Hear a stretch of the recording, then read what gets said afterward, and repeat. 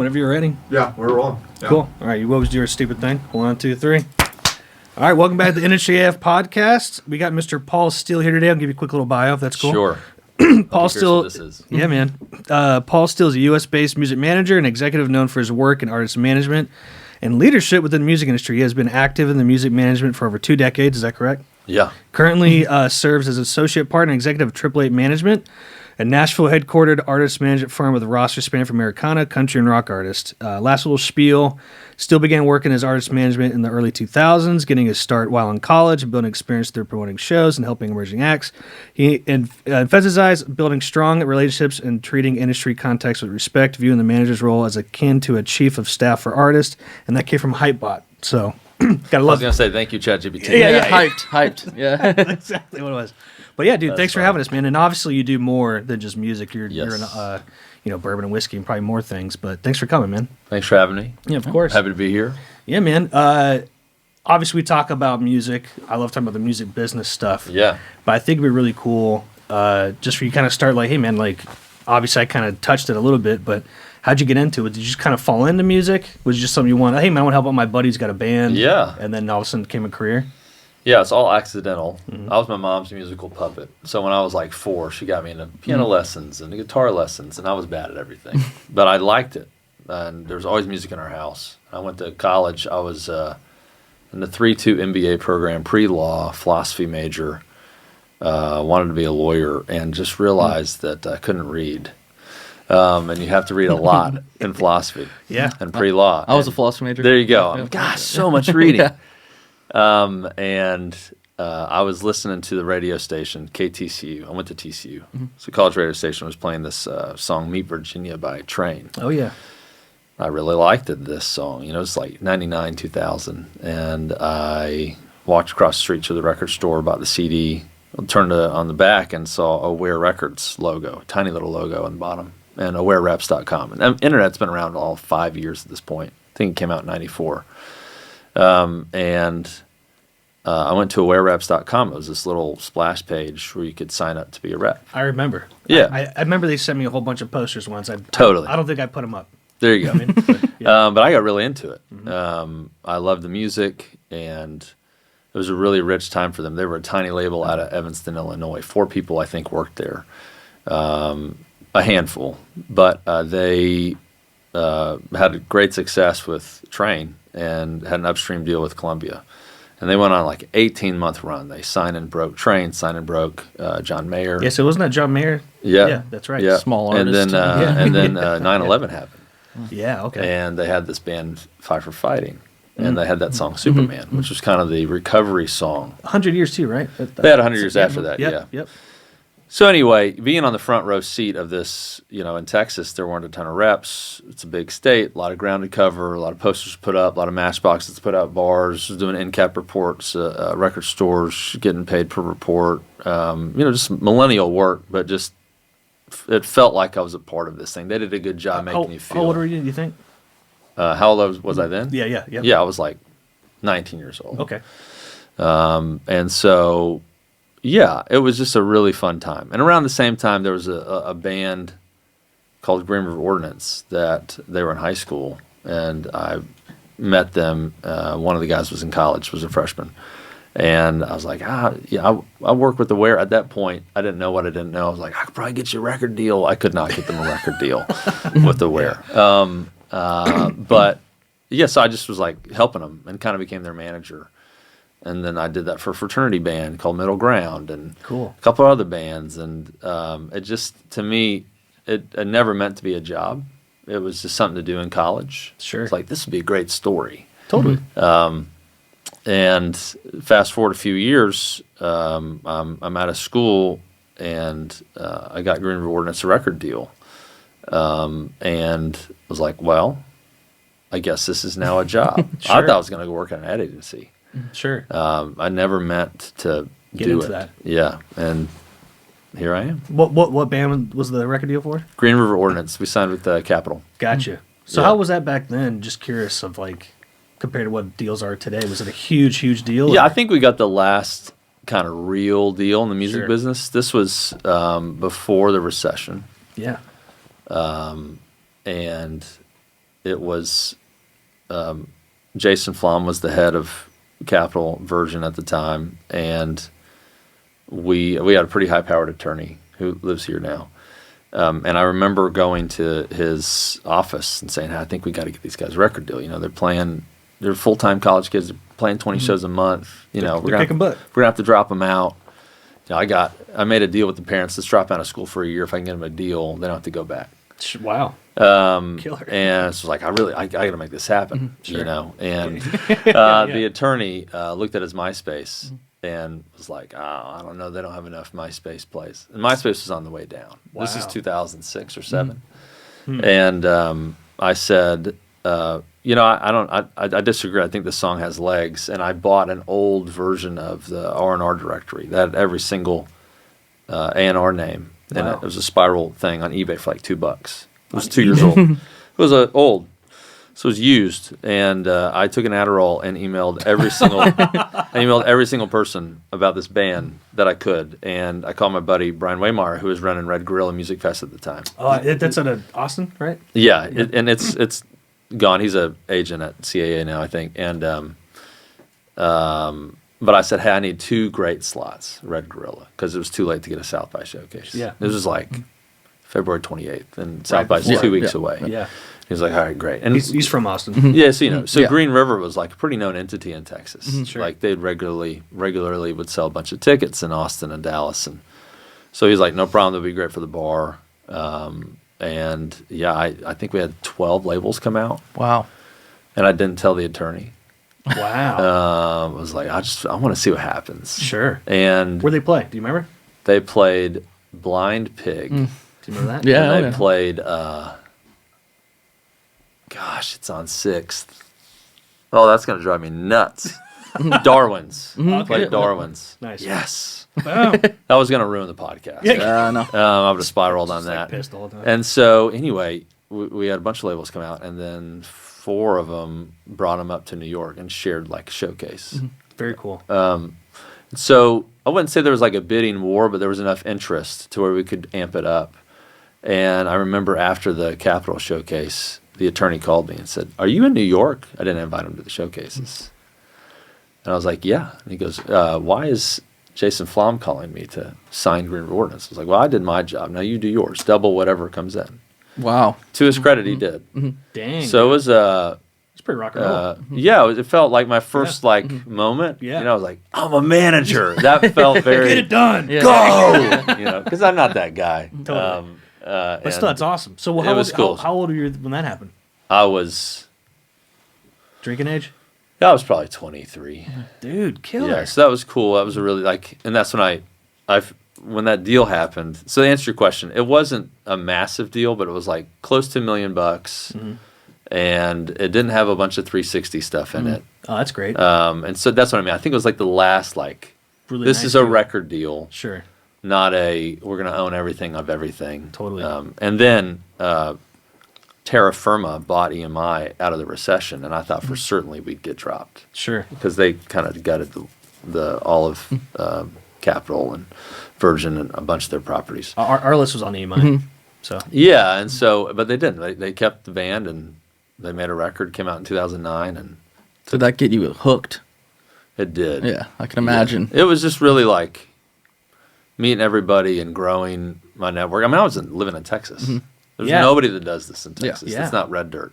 And so that's why I moved to Nashville. I couldn't afford New York, LA. I was making, $12,000 a year. And I thought, well, shoot, if I'm going to keep this band, and I was also managing Ben Rector at the time. Oh, yeah. He was, didn't know that. met him through a fraternity brother. We worked together a good while, like about a decade. And, I opened them for once, 2012 at Music Farm. oh, yeah. Oh, there you go. So, I thought I need to meet more people. And Nashville was just Christian and country music. But I Sure. could afford it. Yeah. And it was the best gift because I was not doing those genres. And there were a handful of other people trying to not do those genres. And so some of those people, like Jeff Crones, who I met during that time, he runs the CAA office now. Oh, yeah, with the K, right? Yeah, and like, Michael Corcoran, who's been very successful, works with Jelly Roll and Tyler Childers. It's like I met these guys, and a guy named Bobby who's now Hairstyles and Leon Bridges' agent. Like Wow. there was this little group of folks that Kind of like the outsiders. yeah, that just and they were on at agencies doing things that weren't the normal thing, but they were trying to launch this Sure. Nashville rock, Nashville pop, mainstream music thing, and it just so happened Paramore then broke out of here, Kings of Leon Oh yeah. broke in the UK and moved back, and some things happened around the same time to where Nashville Was kind of become more rock went and on the roll. path that it went on. Do you feel like not initially being in that country music scene let people open up to you more because you weren't competing directly with them? Yeah, I wasn't asking for anything from anybody. I just wanted to meet more people. And I think everybody wants what they don't have a little bit. So it's like I think that's one of the reasons crossover's always been so common. It's like Sure. the country folks kind of want to dabble in pop, the pop folks kind of want to dabble in country and Totally. rock and such. And so I think the music industry side is similar. It's like I think I think everyone that's in this business knows that there's always more to learn. So I think there's a little more openness to hanging out and meeting and getting a lunch, getting a coffee, especially Nashville's mode of how it works, right? Like there's the southern kind of hospitality thing has benefited me, certainly. I think people felt like, oh, I got to do lunch with that guy. But, Totally. they obliged nonetheless. Well, that's one thing I really enjoyed when I moved back 2 years ago. In LA, definitely not like that at all. When he came back, it was like, gosh, who was? What's his name? Paul Compton. He's like a music publisher guy. Yeah, sure. Just a nice guy. But he's like, let's go get lunch. And I was like, oh, I haven't asked that in years. And it was nice to Totally. have it, you know what I mean? And I was like, then next thing you know, you're on 16th going to the coffee shop. People love a lunch. Yeah. People love a lunch, a beer, a happy hour. It's cool. It's great. I love that about it. Makes you feel good. The community in Nashville is really special. I always see this with the Grammys. Nashville's the only city that cheers for itself. Yeah. L.A., New York, London, they're like, oh, I want this. Oh, I want this. But Nashville roots for each other. Totally. I think that's a great thing. I hope that never dies. Yeah. I hope as the genres grow outside of the country that we maintain that spirit. Well, where do you see Nashville? I mean, dude, I've been back for 2 years, and I'm like, well, this is not what it was 2015. Like, where do you see Nashville going? I mean, is it country's the biggest thing ever in the world, or you think it's going to... I mean, country's growing Sure. globally. Yeah, it so is. it's certainly not going to get smaller with that. I mean, the city is becoming a real city. I remember when I moved here 20 years ago, the lights would blink yellow at 9 o'clock. Now they blink. Now they blink yellow at 11 or not at all. Yeah. So I like that we still have a little bit of that small town charm here and there, but Sure. you really got to seek it out. Sure. Earlier, that's all it was small town I charm. remember, like, when I met you, man, the Red Door, Midtown. Oh, yeah. It was, like, fun to go there. Yeah. Now it's like an Aspen movie from the 80s. It sucks. That's funny. I didn't know there was a Red Door in East Nashville until yesterday. I was driving Really? around, I was like, there's two of these things. Yeah, And my yeah. wife was like, where have you been? I'm like, I don't Not go there. to Red Door, I Yeah, guess. that's funny. Been at home. Yeah. Yeah, I've been at home. Yeah, I'm at home a lot. You have a kid now, right? Yeah, How old's 6 your years kid? old. That's cool. Yeah, it is cool. It's different. Changes Sure. everything. I bet it does. I got really lucky. We had our kid in September of 19, and then COVID hit. And I was just getting back in the travel schedule. I mean, So I was you're- gone 2 weeks a month. You were home the whole time. So I got to be home. Kind of I was forced to recalibrate. Sure. So I'm always grateful. That was a really hard time to get through. 85% of our revenue is touring. Yeah. We have 30 employees. You told me this the other day when we met, which I thought that was pretty amicable, man. You didn't let go one person. No, we didn't. So would you Wow. do? Get like PPP loans? I mean, if that's okay to ask. We how'd didn't. you- We did. So we didn't know that any of that was coming. Sure. So our first mode was, well, what can we control? And so we sent a list of stuff to our colleagues, and it was like, all right, now's the time to clean up your royalties. Are you collecting everything? Sound Oh, yeah. exchange, PPL, neighboring rights, publishing. Is everything registered? Like, let's get every penny. Sure. So that was a nice cleanup job. Sure. And then it was, well, let's go on to exclusive merch drops. Did a bunch of exclusive merch drops. That's Then live streaming. It was like, let's do a live streaming series, launch a fan club here and there. And then eventually we started doing catalog sales. A lot of our clients owned either the publishing or their masters or both, and they also needed money. They weren't touring. Yep. sure. So we did some advances, we did some catalog sales, we did some new deals, and then referrals started coming, so we did a few more catalog sales. And then by the time we had kind of gone through that process. PPP came out. EIDL came out. Sure. Save Our Stages came out. Yep. So we just kind of got lucky along the way. Sure. Where we strung it together. But I mean, everybody worked really, really hard. Yeah. I'm really proud of.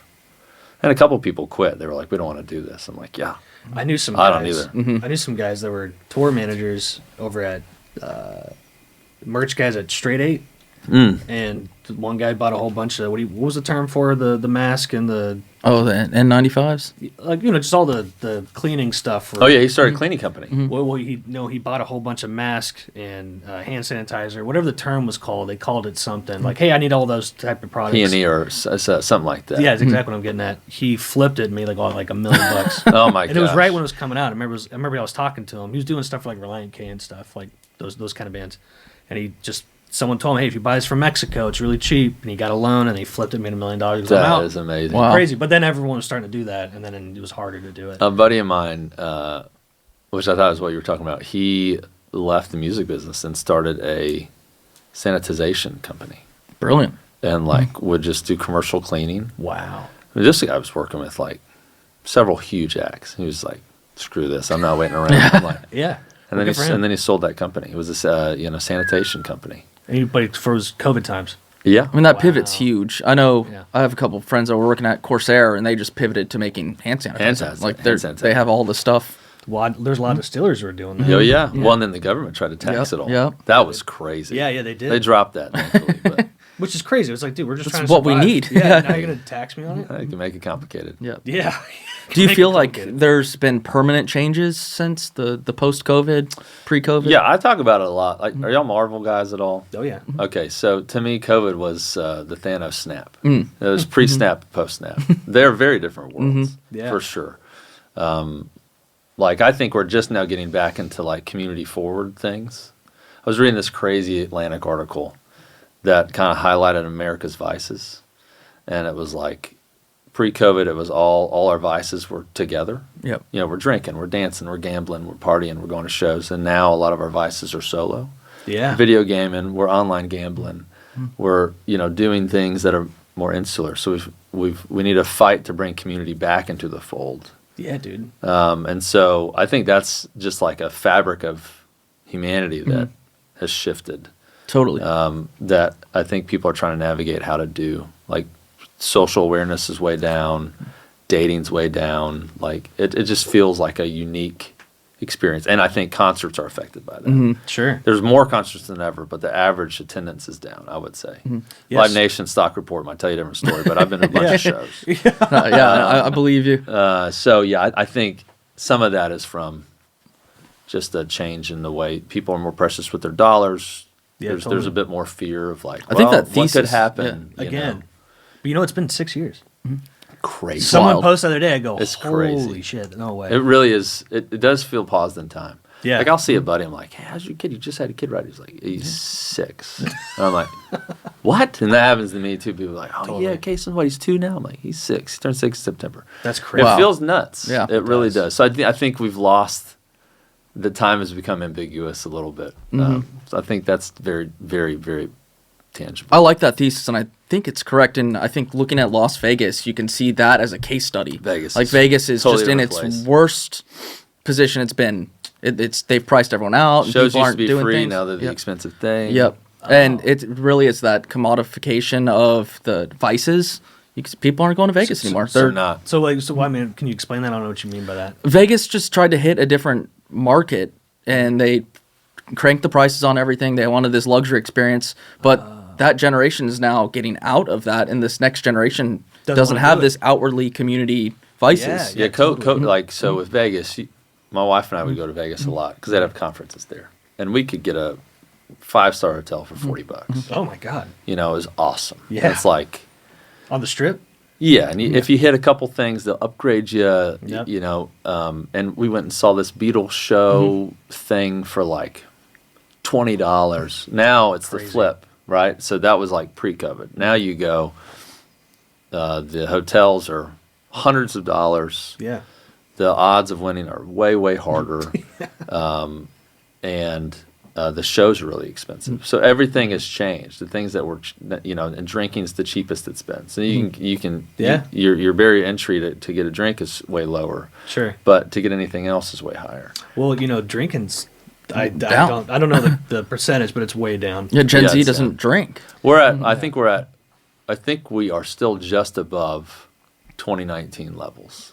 Really? Yes, because we had a huge increase in drinking during COVID. Totally. I did that a lot. My wife and I, we would get we'd get a 64-ounce margarita down the street because you get it to go. Yeah, which So is crazy. they zip it up in a bag, and you're like, cheers. El Fuego was around the corner for me, and I'd take my dog on a walk, go to the to-go window, and finish my walk with the And margarita. then I'd be wiping everything down with Clorox wipes. Yeah. We had a kid, and nobody knew anything.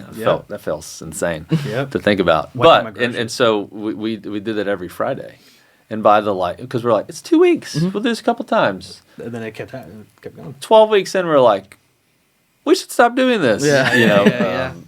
So yeah. It was. I lived in Hollywood, man. We go to North Hollywood. I forget the bar name. The Chimney Sweep. It was a crazy bar. And you would get in the car, and then you drive, and you're like, it was crazy. Am I doing this right? Yeah. You'd pass a cop and be like, it's in the bag. Cheers. I swear. Did you grow up in Texas? Yes. What part? From Houston originally. Okay. Don't ever go. My brother Yeah, lives in Houston. It's a tough town. I'm not the biggest fan of Houston. Yeah, I'm Good not food, I hear, but it wasn't there when I was there. So I still Papacitos, haven't Papado, confirmed. yeah. So good. Well, dude, I'm from El Paso. That's right, which no one else Austin. is. No, Austin, no. yeah. You know what? That's from El One Paso. of my very best friends from college is from El Paso. Yeah, I mean, Married an El Paso gal. it was my dad's job, so we lived till I was like 6 or 7. But, All right. but hey, let me ask you this, man. How the hell did you get into bourbon? From like, it's just because you were loving it? Like, So guys yeah, like drinking? bourbon. I mean, beer makes me feel fat. Sure. Wine makes me so tired. Tequila makes my clothes fall off, and that's pretty inappropriate in most public settings. So bourbon, I just really liked. I loved the history of it. I loved that bourbon. It's America's only native spirit, Yeah. which I think is a great story. I love that the people on the bottle are real people. Like totally. J.T.S. Brown, Van Winkle, Elmer T. Lee. These are Blantons. These are real people. And I just love that story. Evan Williams. There's a lot of American history that is weaved in and out of bourbon's history. Which really wasn't that long ago, too. It really wasn't. Lewis Clark's main import was barrels of alcohol. Yeah. It's literally how we were discovered. People always wonder how the West was built. It's like, well, they were having mint juleps at 7 a.m. They were wasted. You can drive a horse pretty drunk. It's hard to drive a car. So, Yeah. But so for a long time, we drank a ton, like 10 glasses a day. And that's what you did to barter for stuff. You're like, hey, I you got a trade still with over it. here. And so there's nothing else that has the depth of that. So Sure. the romantic in me is like, So you like the history. I love the history of it. And then I think it tastes good. When I got into it, like you could still find Van Winkle on the shelf for $100. Yeah, it's true. And so what year? this is like 2002. Okay. You could find Pappy for Yeah. $49.95. Wow. $99.95. $119. The 21 year was $120. What was your favorite store when you first moved here? If it's still around. My favorite store, That's Daily just- Spirits. I've always loved. Which one? Daily Spirits. Oh, It's nice. it's in Berry Hill. Cool. And Reds always took care of me. I really like Reds Reds is a lot. great, too. Anyway, so I just wanted to ask. Yeah, and so anyway, I really like how it tastes. I like how it looks. I like the story of it, and I don't know. It feels like I'm But then, like, doing my part for but then, America. But now you have like a lot of barrels. Like, I'm just saying, how did you go? Hey, I'm going to get into the business. Well, I started collecting on accident, and then I was a producer on this documentary called Neat, Yeah. and that created a lot of relationships, and so I got more into it, and then I accidentally kind of collected 800 bottles of whiskey in my basement. Yeah. And then a friend of mine called me about putting together a little fund to make whiskey, to actually put it in the wood. And, it was kind of a natural progression. So Sure. it took 20 years to get there. Wow, man. But yes, we've got a bunch. But I'm just asking, do you own like any stake in any brands, or you just have the barrels? Just the barrels. Just the barrels. But we are launching a brand with it. Cool. Awesome. Yeah, it's just aging. Can you name it, or you got to Patience Whiskey. Cool. Yeah, so that'll launch officially this year we'll do a couple Tennessee, single barrels. Kentucky, It's all in Kentucky. Are you going to launch it in both states? Yeah, I don't know. We'll probably we haven't gotten there yet. Right now we're doing some one-off private bottling. Gotcha. That's just family and friends. Sweet. And then we'll kind of go from there. That's such a discussion to have, and I don't want to take up the whole podcast on it, but distribution's got really tough since COVID. Yeah. Well, I mean, RNDC imploded. They lost Brown Foreman, they lost a whole bunch of shit. And then, what we've been doing is, I mean, it took us years. We thought, me and my dad were like, let's get the big distributor. It's kind of like getting the big agent, Totally. And then you're like, we're going to kind of need a grinder. Yeah. And Yeah. then all of a sudden you get the big guy, and you're like, nothing's happening. You know what I Yeah. mean? And then they're like, well, you got to get out there. Like, well, we've been out there. You said we had to sell these many cases, like selling tickets, to get to you. And then now we're just in the back parking lot. And so now we're with all independents. And the Littman is still independent, but they're getting pretty darn big. But it's nice because now I can like text my guy, the CEO, And they he's get like, back to you. He's like, hey man, get over here. Are you? Yeah, I saw that D2C has gotten a lot better. Like the rules on selling Like direct to state consumer. lines, direct to consumer, et cetera, has gotten easier. Well, I haven't looked into that with whiskey, but is that true? It is. Did I connect you to Mixology yet? You did, yeah. I did, yeah. So, Thank you. So yeah. I'm going out there February 2nd for their big party in Arizona, but no, it's getting way easier. It used to be like you had to ship out of DC or something, so you had to find someone out there. Now it's Florida, Texas, California, and I've walked into stores where I'm like, "Are you allowed to do that?" And they're like, they got a whole guy literally shipping stuff. And he's like, "Yeah, kind of." That's funny. So I mean, they're definitely like getting less. But if you got caught back in the day, it was a big That trouble. was a big deal. I mean, this one guy said, I saw the story that TABC busted him. He had like He was selling bottles to the mail. hundreds of thousands of dollars of Jack Daniels. Wow. And he was just like Just putting kicking ass. labels over it Yeah. and like labeling his own version. Wow. And it was like, Whoa. I mean, he's in jail. Yeah. Yeah. Prison. But good story. He's probably doing well in jail. He's He's doing probably making the well. hooch. He's probably Or helping he's probably out. taking someone else's hooch That's and right, putting his that's right. label on it. Yeah. Stealing some Yeah. dude's toilet water. Yeah. Got some bars on it. Right. You stole my shit. The prison edition. Yeah. There was a guy out of North Carolina that was, ABC stores, Yes. And he was texting people, hey, you want that bottle of Stag? Give me whatever. Oh, yeah, that happens a lot. And he went to prison. He did like $1 million. Like he made like $1 million or something. They took. Oh, it that's from him. that still happens. Yeah, totally. But You know. when I saw that, I was just like, whoa, dude. It's just, the dark. just a It's the cashier dark guy. web out there. Yeah, it is, man. All those Facebook groups. Like we have a Facebook group. It's like 12,000 people, and it used to be great. And then I would let people just join it, and then it was all people out of the country going, "Hey, you want a bottle of Pappy? PayPal me." And it was Oh, terrible. that's Then people were hilarious. like, "Hey, man, I'm like, why'd you do that? You know what I mean? You So- ruined it. Yeah, you basically. So, That yeah, sucks. always someone ruins it for everybody else. Yeah, that's right. Anyway, but but you got into barrels, and now you got that brand. That's pretty cool. That's Yeah, awesome. well, I'm excited about it. I mean, it's a weird time to own 17,000 barrels of whiskey, but 70,000. 17. Oh, okay, 17. Oh. I thought it was 17. It's not better. 17's still too many. Yeah. Yeah. And it's all Bardstown, right? Yeah. Yeah. Is Green River barrels a mix? All BBC. Nice, man. Yeah. I'm there Thursday. Nice. Yeah, hanging out with Lance and stuff. Yeah, tell him I said hey. Joey Myron, Yeah. helping him start a vodka brand. Oh, cool. So that he's makes Russian, sense. so- That makes sense. He's Yeah. Russian. I That's asked, who's just your investor? He's like, my dad. And I was like, Yeah. I figured. Yeah. The Russians stick together. Russians Oh. stick together. But don't we all? Yeah. Okay. Well, yeah. actually, this is good. Just because Joey, he plays music. So, what's your opinion on the brand celebrity category when it comes to With like spirits Yeah. or general? yeah, like let's talk about bourbon and whiskey and stuff. I mean, listen, I think at the end of the day, I think it's important for people to realize that they do have a platform.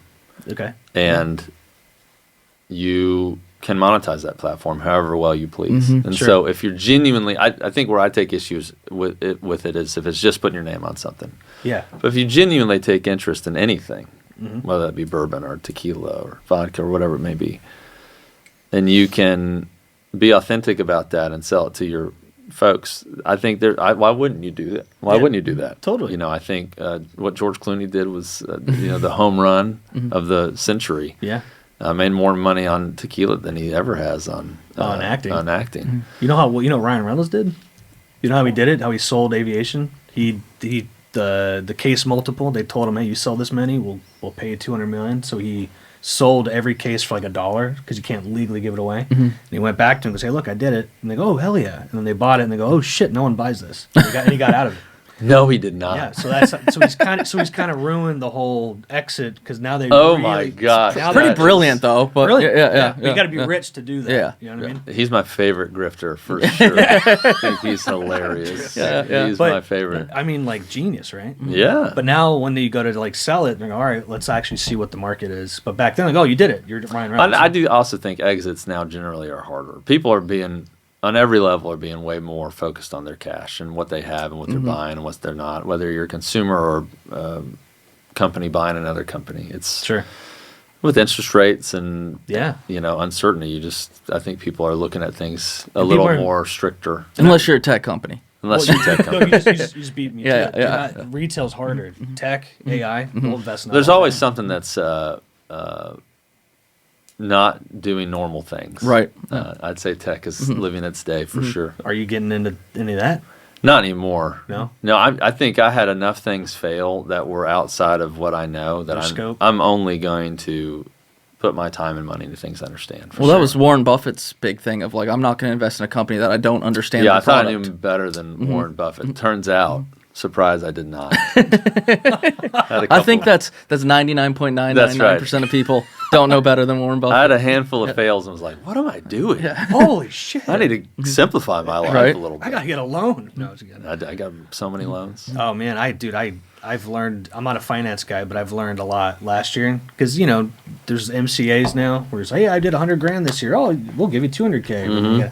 You gotta take your time. You gotta find a good partner because there's good debt, It's great, Dad. but there's really bad debt too. Yes. You know what I mean? Yes, there is. I mean, I literally have some gray hairs now because like last year was crazy. I was just running a business. You never know. It's just tricky. You know what I mean? Yeah. So, well, dude, let's just talk about music. So, like, what's an act, if you could talk about it, Sure. that you're stoked, that's up and coming, that you're working with? Define up and coming. Up and coming as in, they're playing the clubs, they're trying to get more hard sale tickets, like, early days. Yeah. Devin Gilfillian just turned in a record. It's coming out on Concord. I really love what he does generally. Madison Cunningham is another client on our roster who I think is unbelievable. She's moving into theaters now. Nice. As far as brand new, there's a college band out of Knoxville that we signed to our little label, Two Fine Records. They're called the band Solstice. I just saw them at OG Basement last week. I think there were like 26 people there. What's the vibe? They are kind of like Flip Turn, Mount Joy, like very much like Dawes, like rock. Cool. Totally. But melodies and harmonies, and the guitar player is a ripper. I mean, he just goes crazy. A little jammy, or A little jammy. That's cool. Yeah. I like is that still in the college I band don't thing? know. The jam. I'm in my 40s, man. I don't know if you're. but I think they're great. Yeah. And I remember in college everything was jam. I totally, me Yeah, too. yeah, Like, yeah. I'm a Was. Dave Yeah. Matthews baby. Yeah, you yeah. know? Dude, rest in peace, Bob Weir. Yeah. Totally. Rest in peace. Yeah, dang. It's a That's big new. one. I It's know, a big I know. one. Biggie. Yeah. When I saw it, I was like, He was only 78. I thought for sure he'd be like 97. He was the baby of that band. It's Yeah. crazy. yeah. Yeah. I saw him at a NAMM. It was a private show, and the guys I used to play in LA, I didn't, Oh, yeah. when I eventually did play with them, I was like, holy shit, that was you guys? They were like third string Bob Weird. What's it called? The Wolf Brothers? Anyway, it was pretty cool. And this kid was standing behind us, and he had a suit on, and me and buddy Sean were talking to him. And then he took his suit off, and he had tie-dye shirt. I was like, oh, this guy's trying to get in the show. And then they go, Tyler Boone, +1. He goes, +2? And I was like... He's like, dude, please. I was like, yeah, +2. I'm like, let him in. Oh, that's Yeah, hilarious. he's like, thank you, dude. I was like, go give me a beer, dude. Yeah, Like, yeah. +2? Yeah. That's funny. It was cool. It was Kudos to him for the that. Angelico Guitars showcase. But anyway, cool. whatever, man. But yeah, so they're a little jammy. The guy Yeah, so I love I love the youthful energy of it. It reminds me of like why I got into it. So I think again, the romantic in me is like, Sure. they're still doing How'd you it. find him? Yeah, that was gonna be my They question. submitted to open for Drew Holcomb and the Neighbors. They submitted. They submitted. Nice. And they'd been to Moon River a couple times, our festival in Chattanooga. Yeah, is that still happening? No, we moved it to a boat. Oh, Oh, cool. that's cool It's as a shit. cruise with 6-man now. Moon River at sea. Oh, it's a 6-man. We did get lit up online because it's on an ocean instead of rivers. They're like, Yeah, this isn't yeah. rivers. Moon Ocean. It doesn't rhyme. It doesn't ring off the That doesn't tongue. really- Yeah, Dude, yeah. 6-man, that's awesome though. Yeah, so we're excited about that. Old Crow's doing it. Drew, obviously, Johnny Swim, bunch of our roster. Heck yeah. National Parks.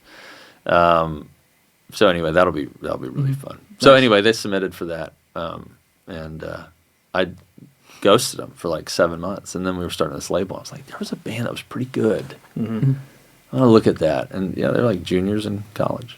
Nice. So they submitted when they Just were get like them a freshmen. deal and get them to drop out. No, man. No, I want to. Well, the one thing I would say to anyone that's younger is like, if you can stay in school and build, like you can create. That's what we did with Ben Rector. We found so many fans In college. because he was playing the sororities on Monday nights, just Yeah. doing a song for announcements. He was doing the fraternity parties and sorority parties, and Dude, it's so valuable. it's so valuable. You cannot replace that. It is free marketing. The connections you make too in school. Totally. Like, and Judah then Lion- everyone moves everywhere. And then all of a sudden, Totally. hey man, you got a show in Austin? Oh Yeah. yeah. Yeah. Dude, remember me from college? It's absolutely Like when Judah Lion, when we signed them, they did drop out, but their first tour they did before they dropped out was a backyard tour that was just from college kids within their hometowns. Yeah.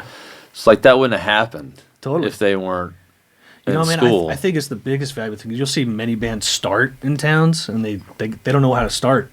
But it's always the college. What's that band now? Jeff Hill was asking about it Geese the is other day. blowing up right now. Yeah. They met Oh, it. yeah. They started in college. And then Congress, you heard of that band? And Winya?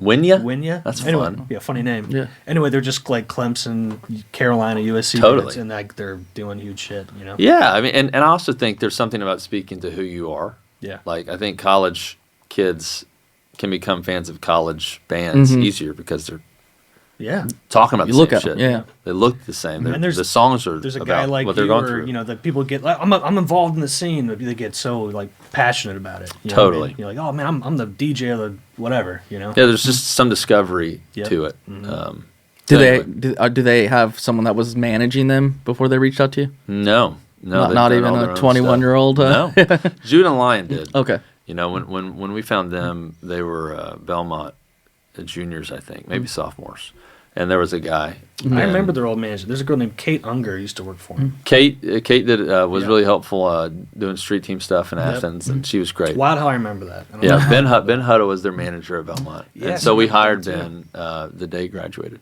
Nice. You man. know, I was like, dude. I mean, that was like 13 years ago, Yeah. but they had a good run. Nice. But yeah, Well, you know, I mean, dude, when I was like in college Charleston, I went down there. oh yeah, great place, Dude, like I was nothing special, but me and all my buddies, you know, we do this every time we put a show. It was always like the same 5 bands, but you know, we'd sell at the music farm, but it was always the date before. Like, let's say college started like January 7th. It was the next weekend after where you got your like, you know, your itinerary. that's right. and we'd always sell it out. But then if it was like, you know, maybe like May, it was hard. No, you just got to get that new energy. Yeah, you know, but it worked. It worked a lot, and I'm always looking at Charleston, looking at the bands coming up, and it just, I don't know if everything just feels so different now. Yeah. It's just different. I don't know. It just back then seemed way easier, and now there's like TikTok and Instagram. There's just a lot more noise. Like you could Yeah. flyer a place and Yeah. sell tickets from it. Yeah. Now Yeah. I don't know. I mean, I don't know if that works at all. 120,000 songs drop a day. I think That's wild. crazy. I think I don't know. That's what I that's what I saw online. What was the stat for? I think it was China. Like 70% of the music being uploaded in China right now is AI. Yeah. really Like a staggering, awful stat. Holy We were like, shit. oh, that can't be good. But like EDM type music or I mean, Everything. I didn't look it up. No? But God, I man. just saw the headline. I was like, I'm gonna move on from that. I don't need that in my life. Ignorance is bliss. I'm gonna move on from that. Yeah, you know, that's one thing too. Is, you know, I think two sides of the coin. People are gonna. It's still, well, it's always about the song, right? Song still has to be good, right? But then also, what I am a little worried about is the younger generation is going to get used to hearing it. It's kind of like getting used to hearing stuff on headphones. Sure. You know what I mean? That's how you grew up. That's how I listen to music.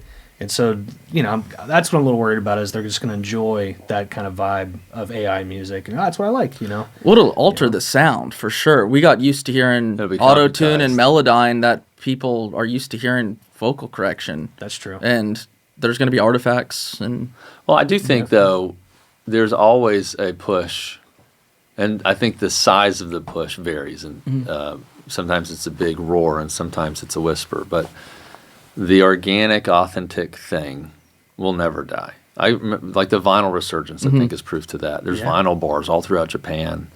There's some here. Just like people want that like tactility. That's true. Japan's like a huge thing, right? Japan has like they are a tastemaker culture. That's actually how single barrels came into fold for Japan? bourbon. Japanese were like, what special things do you have? And the bourbon industry was like, We don't know. nothing. Let's figure something out. Yeah. And so single barrel and small batch wouldn't Japanese exist thing. without the Japanese push for it. That's why Blanton's has their own black label export that's Japanese only. A bunch of other folks do too. Oh yeah, duh. So all that's That makes from sense. that push. They're like, hey, just give us something special. And I go, and then- single barrel. So that helped create that culture and that Sure. demand here. So I think didn't know that. I think humans generally, like, they might be used to that sensation, but I think you can still tell. Like K-pop Demon Hunters is a great example. Yeah. Yeah. Those ladies can sing. It's cartoon, it's whatever. But like at the end of the day, I watched the Fallon performance. She's hitting notes that no one can hit. Yeah. And it's the biggest thing in the world this year or last year. So I think the stuff that does break through in a real way, like Zach Bryan's records sound like garbage, right? Like but his voice sounds amazing. But Yeah. the way it's recorded, it's very lo-fi. It's very like throwback 70s. Sure. And he's one of the biggest things there is. And so I don't know. Like I think it's interesting. Sure. Like AI can't do that. I don't think. Well, like the feel. Yeah, just Yeah. like the lyrics, the vocal delivery, the tonal quality. Like I don't think you can manufacture some of Yeah, that stuff. It's going to be hard for the tool to replace the art. I feel like people are Yeah. confusing that. Where what we were talking, Taylor, who owns this facility, essentially that like it's a hammer. You give, everyone can hit stuff with a hammer, and they're going to get a basic block or a Sure. piece of wood. But there's going to be one guy who figures out how to build a house and use that to create something interesting. But you can't replace the actual artist. Well, I just think that the things that are great are always going to shine through. Like no one, the things that are relatable and great and authentic, a computer I don't think can write, and I don't know if it ever can. And so I just think that if you look at the stuff that consistently is winning, I don't think you can manufacture that. I think it'll be harder for the middle class musician. I do think that.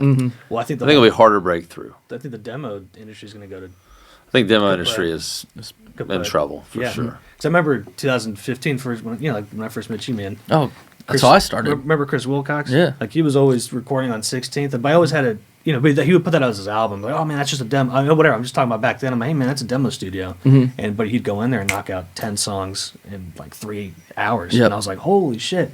And you don't really hear that anymore. But back then it was like, NSAI days of like, Oh yeah. I got my demo over here, and all those guys are always hanging out. Hey, come to the demo with me, and it was like, who do I go with? And I just don't hear of guys like trying to get young artists to come do demos with them anymore. I don't hear that at all. Yeah, but Well, back and, then it was like you had the interesting. demo rate and then the full master rate. And that was, I think, kind of archaic and complicated. Sure. That's how I started. I was a songwriter, but I wasn't writing songs. I was sitting there with my computer producing the track while they were writing and be like, "Hey, I'll give you this for $100." Sure. Yeah, Yeah, right. yeah, yeah. Right.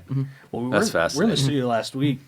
Blues song we did. The melody was terrible. I couldn't write anything, and he kind of wrote a little badass melody with the Suno, and I was like, It can lead you to water Yeah, for yeah, sure. yeah. I do think I think it's a tool. That's when I is went, okay. okay. Idea generation, it Yeah. makes sense to me. Yeah. I don't Yeah. think it should replace the act, but like, there's been MIDI generators since the '80s. There's been generative music since the computer came out. Totally. That it's responsible use of the tools you have. You can use a knife to cook a Michelin star meal. You can also stab your friend with it. And that's where we really need to define terms of like how should these tools be used. That's right. Yeah. I mean, the first kind of computer music was probably the piano rolls of symphonies. Yep. And the composers. That's All like the player pianos. and- late 1800s. Yeah.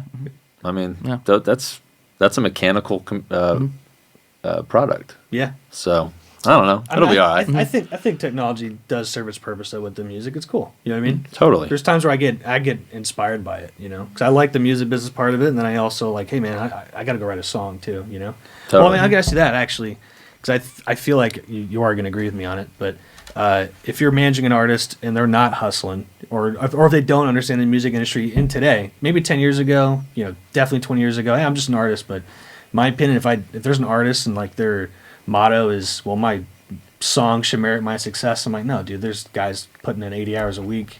You know what I mean? Couldn't agree more. 'Cause Yeah. it really turns me off if you go to a showcase or something, it's just, I'm just like, man, what are you doing promoting? I don't do that. You're like, Okay. I think it's really difficult. I mean, I remember that lesson was taught to me in a really hard way. So I had a band who was signed to a label, and they were number 12 on the Hot AC radio chart. Cool. And the head of radio called me and was like, "Hey, we need them here on this date." I was like, "Great." At a station or something? Yeah, doing a show. So I called the band, and they were like, "Oh, we're in a wedding. We can't do that." And I remember calling the radio person back, and she was a very scary person. And I was like, "So and so, we can't make the date." She goes, "All right. Well, your band's done. They peaked. It's over. I'm going to give this show to Coldplay." And I was like, "What do you mean?" She's like, "Yeah, I'm not going to work harder than your band. Fuck you." Like, just to my face was Flip. like, I don't work harder than the artists themselves. Mm-hmm. I'm not making money on this. They are. And changed my life. Changed who I signed. Can you talk about Changed. Can you name the band? No, I just shit on it. I was like, holy Yeah, I mean, shit. Tyler's like, I'm gonna get some clicks on this one. Yeah. They're still friends of mine, and he's the lead singer is a really successful songwriter, so it worked out fine for him. But Well, what year was that? 2009, So was, what, that's not AAA, you said it was Hot AC? yeah, it was Hot Totally AC, different. and we were crossing the pop. Wow. It's gonna be a big song, but yeah, peaked at 12. She was right. Coldplay ended up kinda being all wild. right. Yeah, Coldplay's all right. Kind of Coldplay wild. ended up being all right. So anyway, I think that lesson was taught to me pretty Yeah. early on, and now I think you gotta be good at marketing. You gotta I think I do feel bad a little bit for the artists now, because you used So to be much able work. to turn in a record and say, okay, I'm going to go. I did work my this part, record, I'm yeah. going to go tour the record. That's hard. Just doing that part is hard. But now it's like, all right, but could you also post like all the time? Yeah. And could you, Expose your whole could you entire do, life a to us? shit ton of Yeah. short form content as well. And I got a shooter coming over. Like that is tricky. Yeah. It is hard to pivot to that. I will say this, though, and I'm not saying like this is the biggest podcast in the world, but I started this years ago because I was like, well, we got to make content. And then, but if you just stay consistent with it, then you're like, you can kind of like steer your own destiny. Like, oh, shoot, I'm actually doing something now. Totally. And then you start getting more opportunities. So you have to do it, in my opinion. You know? Yeah, I mean, I think you are a very good model of the hustle. Oh, well, but I thanks, think man. it's really, really difficult to sustain that as you have kids and do the whole. It's like I texted my girlfriend There's this so morning. much I was stuff. like, hey, can we like try and hang out this week? Because I feel like I'm working way too much. yeah. So Mhm. it's you gotta. It's hard to balance it all. It is, over it is. time. It's nice being a co-host. You know? Yeah, yeah. My axiom is I'm never going to work harder than Tyler. That's right. That's right. Yeah. You know, That's just strong. It's like the boat thing, too. It's like, what's better than having a boat, having a friend with a boat? That's What's right. better than having a podcast? That's right. Having a friend with a The podcast. That's right. Yeah, yeah, No, yeah. 100%. Yes, That's yes, funny. Yeah. I like that. Well, he plays guitar with me. Yeah. He produced a whole bunch of songs for Yeah. me. Got a bunch more, too. Yeah, we work a lot together. That's so. great. I was I was in his wedding and shit. So. Hey, congrats. Yeah, thanks. Yeah. 2 Was it years 2 years ago? Yeah. That's crazy. Almost, dude. yeah. How'd y'all meet? Oh, 8th grade. Wow. Yeah, kind of. We were both in 8th grade, yeah. That's great. Yeah. This wasn't like 4 years ago you met Yeah, in no, eighth yeah, grade. yeah. Oh my god. Yeah. Oh. Like, That was a good. 911. that was a Yeah. good- No. No, we didn't date since then, but we Yeah. kind of just- rekindled. it Just just COVID, grew. actually. COVID. There you go. Yeah. Hey, No. When he successful told me COVID about it, I story. was like, wait, you're talking to some girl you used to be like in love with or something? Oh, I love that. Hi, Hannah. Yeah. Yeah. That's good. Yeah. She'll see it. No, Yeah. it's cool, man. But yeah, he plays badass guitar. We're definitely like blues dudes. Yeah. And I hear it in the music. He was like, I mean, yes, just go see. What was your band called? The last band you were in. With Ben. With Yeah. Ben. Yeah, Ben Jarrell. It was just so funny because it was like when the John Mayer Silver Sky came out, like the. Oh, yeah. I was one of the first ones to rock that in a country band. Like in a Yeah. country band, you go see it, and all these guys be like, that's not a telly. It was Yeah. pretty funny. That's funny. Wait till Paul Reed Smith makes a Telecaster. Oh yeah, That'll be I remember great. taking Yeah. a buy it. Yeah. But That's when I bought awesome. it too, I was like, dude, this is not a good guitar, and I was like, oh my god, this guitar is so freaking good. It's just perfectly intonated, too. Yeah, just technology, Yeah. Well, dude, we got a couple more minutes. Sure. When is this? When do you think you're? Say the name again. Patience whiskey. Patience whiskey. When do you think? I mean, you're just taking your sweet time as you're gonna like do white label for other people, or you're gonna actually launch into a market. Both. Yeah, Okay. we'll do white label for some folks, and we'll probably roll our stuff out. I want to wait till 6 years old to sell it And it's a 4. on our end. It's 4.5. Nice. Yeah. And so we're getting the that's label good. right. That's good and- leeway time. Yeah, it'll be bottled and bond, and Nice. I'm excited about Hey, well, it. just to offer, I'm sure you're set, but I mean, I've been with Littman for 6 years. Yeah, we'll need it eventually. Got a great relationship there. We'll need it eventually, for in sure. Kentucky, we're with Heritage, which Nice. they're like, an RDC went to shit. The head guy of RNDC had some guy from Chicago call him, some young kid. He's corporate. Boone's is out, and I remember he called me, and I called him, and he's like, "What the hell?" Some guy, he was pissed. He's like, "I run Kentucky," and he's like, "You know what? I'm gonna get you to Heritage." That's funny. Yeah, it was funny. He was like, "Who's this young kid?" I go, "I don't know, man." And he's like, "Well, I'm just happy to be here. yeah." And he's like, "Well, this is stupid." He goes, "Give me a second." And he got us to Heritage, which they're kind of like the biggest independent in Kentucky. It's a guy named Michael Smart. Awesome. Is he smart? He's pretty smart, man. He's actually a bass player, actually. He's an older guy. He's just, you can go to the warehouse, hang out anytime. He does a big... You jam with him yet? No. You should jam with He him. always says, we should jam. He always does a big, October does a You'll big sell trade more show. stuff. Dude. I haven't jammed in actually, forever. You know what kind of gets me on my nerves, though? And maybe you can comment on it. Now with, like, doing this, guys are like, you want to come play for... I'm like, I don't want to come play for free. That's right. You know what I mean? But sometimes you're like, well, maybe I should, because they just picked it up. So all the time, it kind of like, I feel like it kind of lowers... You're trying to like get the offers up, and then all of a sudden, like Yeah, it's interesting. I still get asked for free stuff with artists that are I'm you sure. know, huge. So Yeah. it just What just about is what like it with is. Drew with Sweetens Cove? Is that kind of like a weird line? Yeah, I mean, Drew is very much a self-manager in that regard. So I don't really touch the Sweeten stuff. Gotcha. So I don't know about his signings. You sent me that thing. I was like, I didn't know he was doing that. Drew has a remarkably high capacity to just do stuff. Just do stuff. He's always working on something, and so we definitely have separation of church and state on Sweetens. Oh, okay. So I don't, but yeah, I mean, there's been times where someone's been like, I saw Drew at this thing, and can he do this thing? And Nice. so sometimes that's good, sometimes that's bad, but we're Yeah. just glad anybody's a fan. Yeah, It's a weird world and I out think there. Compliment at the end of Yeah, the it's day. a compliment at the end of the day. Yeah, I think that's where it's sometimes where I'm like, dude, all right, maybe you're just stressed out today. Go take a nap, and then, yeah, sure, I'll come do it. Hey, we're monetizing art that everybody thinks should be free. So the Yeah. fact that Yeah. there's anything at all to it is great. Totally, 100%. Yeah. Well, so is there anything you want to plug? Like, hey, man, I'm really excited about this. I'm just happy to be here. I am launching a vintage. So I ran and started Magnolia Record Club about a decade ago and sold it to E1. Wow. And have not re-entered that space. But we bought a bunch of old records, like, I don't know, 100,000 vintage records. That are not masters online, right? that are not online. And so we're launching a record store to showcase those online called vintagerecordstore.com. So that'll launch probably in February. Nice. So I'm super Exciting. excited about that. Coming up. Yeah, it's coming up. It's kind of crazy. Like 2 weeks. I've been Yeah. working on this stupid website for 3 years. So Who's the hopefully distribution February. on It's all going to be online. it? I mean, like online distribution. We're doing everything. Really? Soup to nuts. Wow, man. Yeah. Cool. Yeah. We'll see if It's a it's lot of cool. work. We'll see. Yeah. I think we're talking to a few different companies because we're hoping it'll grow. So I think we're going to move on the merch table whenever it's ready. But Sweet. we got to figure What out was the name kinks of it? first. Vintage Record Okay. Club. Okay. Cool. Yeah. From like what? 30s, 40s, 50s? From the 30s to the 80s. That's awesome. So you'd be able to, pick your own genre to track. But it's the stuff like you never heard of. Yeah, that's right. Nice, man. Yeah, it's a lot of. How do you- It's gonna be a obscurity. sampler's dream. That's right. Yeah. How do That's you right. find? Where's the marketplace for that? Like, where do you go? Hey, where can I go find these albums?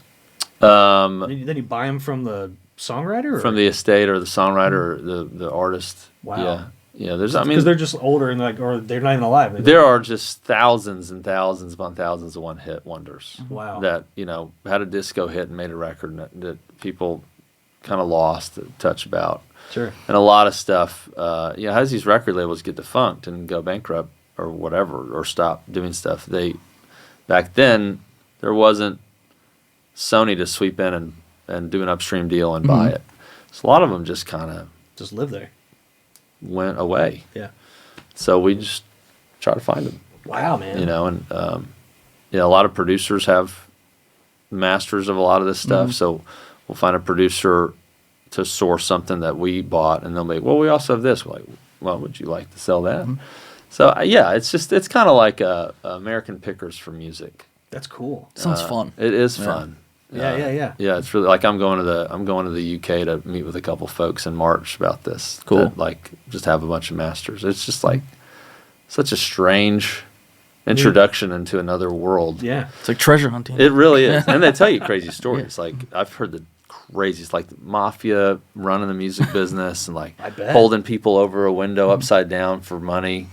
You're like, I'm talking to the guy that did that. Am I safe? And he's like 80 and about to die. I was like, I guess. I mean, it's just, it is really fascinating. You know, man, maybe eventually start getting to like different countries too. Like It does make you- South America. I Yeah, don't know. maybe. Wow. Yeah, I don't know. I don't know. I want to live. Yeah. I want to live. But it does make you think, like, the music business is all legitimate now, but it's all built on illegitimacy. Yeah, Like, totally. MCA was run by the mob. Yeah, same with the Same with bourbon. And so it is funny. I always like, get off your almighty horse. You don't have contracts for most of your catalog. Yeah, like, yeah. You also haven't paid royalties to most of your clients. Like, Yeah. don't come at me. Yeah. You know, take care of your own house before you knock on my Totally, door.